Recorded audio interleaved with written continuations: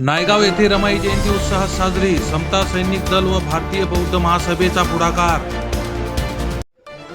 त्याग आणि समर्पणाची मूर्ती मानल्या जाणाऱ्या क्रांतीज्योती माता रमाई भीमराव आंबेडकर यांची जयंती मुक्ताईनगर तालुक्यातील नायगाव येथे अत्यंत उत्साहात साजरी करण्यात आली. येथील स्थानिक बुद्ध विहारात समता सैनिक दल आणि भारतीय बौद्ध महासभा यांच्या संयुक्त विद्यमानाने या कार्यक्रमाचे आयोजन करण्यात आले होते.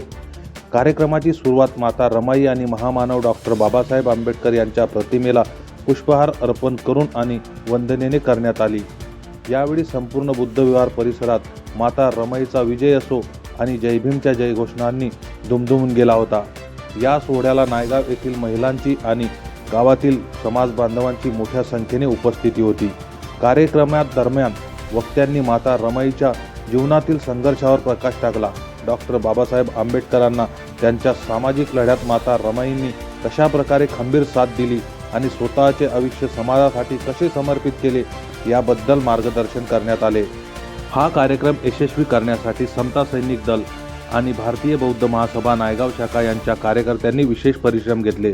शिस्तबद्ध नियोजन आणि समाज बांधवांच्या उत्कृष्ट प्रतिसादामुळे या जयंती सोहळ्याला विशेष महत्त्व प्राप्त झाले होते.